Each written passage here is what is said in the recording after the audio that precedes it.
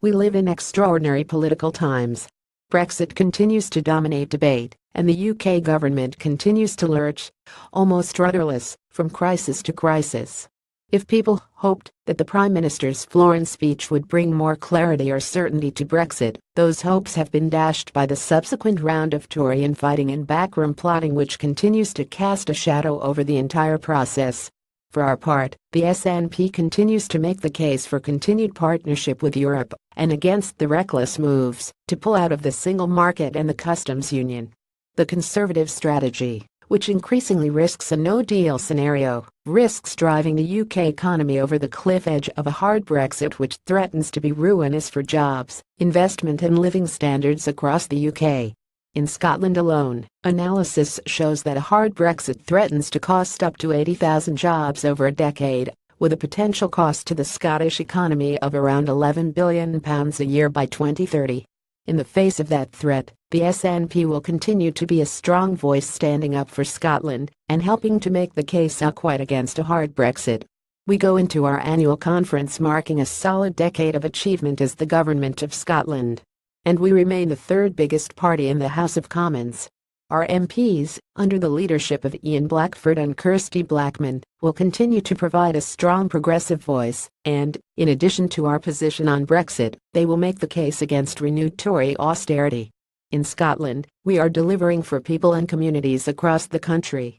And far from copying Labour, as some have suggested, it seems that Labour at Westminster is playing catch-up with the SNP on a range of fronts.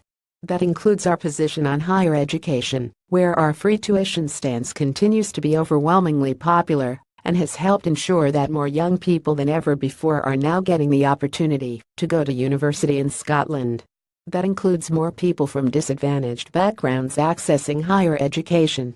We also continue to push ahead with our ambitious plans to reform Scottish education, giving more powers to individual head teachers in schools.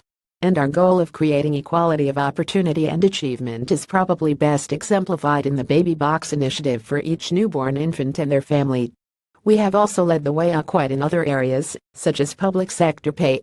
The SNP Scottish Government was the first to say that the current pay cap should go, allowing public sector workers to receive a pay rise that properly reflects the rising costs of living. And we continue to press ahead with major infrastructure projects, including the stunning new Queensferry crossing spanning the Forth, while also delivering on our world-leading climate change targets. As we gather for our conference in Glasgow, the SNP remains in a very strong position. Our ratings in the polls are comparable to our standing at similar stages in the electoral cycle in previous years.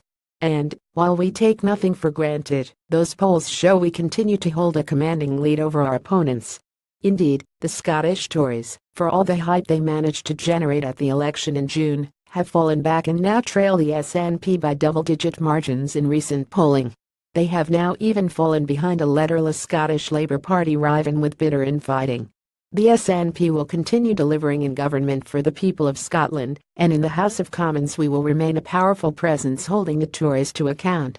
Nicola Sturgeon is the First Minister of Scotland.